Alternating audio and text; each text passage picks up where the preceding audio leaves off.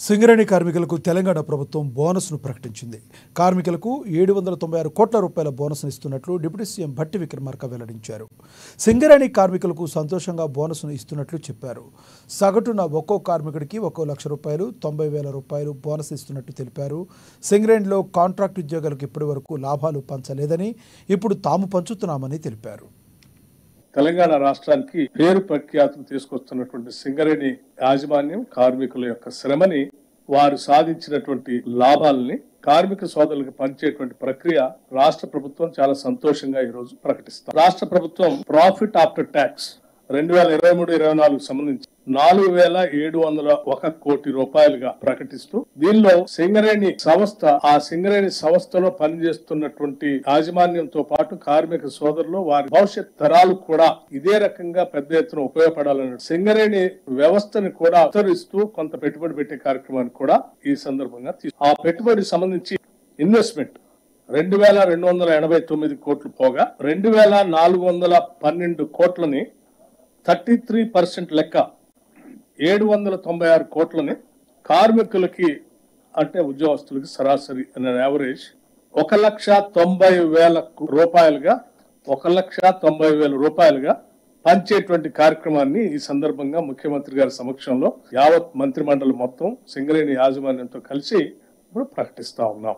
దీనికి మేమంతా చాలా సంతోషిస్తా ఉన్నాం. ఇంత పెద్ద ఎత్తున పంచుతున్నాం. గత సంవత్సరం కార్మికులకి 1,80,000 పంచితే, ఈ సంవత్సరం అదనంగా 1,70,000 పంచితే, ఈ సంవత్సరం అదనంగా ఇంకొక 20,000 కలిపి 1,90,000 పంచుతా ఉన్నాం. ఇది 20,000 అదనంగా మనం ఈ సంవత్సరం కార్మికులు పంచుతాము. ఇది కాకుండా కూడా ఇంకా కార్మికుల భవిష్యత్తు కోసం పెద్ద ఎత్తున సింగరేణి సంస్థ చేత విస్తరించడానికి తీసుకోవాల్సిన చర్యలు కూడా, దీంట్లో ఇంకా గొప్ప విషయం ఏంటంటే, మొట్టమొదటిసారి ఈ సింగరేణి సంస్థలో పనిచేస్తున్నటువంటి ఉద్యోగస్తుల సంఖ్య 41,837 మంది. 41,837 మంది పర్మనెంట్ ఎంప్లాయీస్ ఉంటే, కాంట్రాక్ట్ వర్కర్స్ గా 25,000 మంది కూడా పనిచేస్తా ఉన్నారు. ఇందులో ఇప్పటి వరకు సింగరేణి చరిత్రలో ఎప్పుడు లాభాలు పంచినా కూడా ఈ రెగ్యులర్ ఎంప్లాయీస్ కి తప్ప కాంట్రాక్ట్ ఎంప్లాయీస్ కి పంచే విధానం.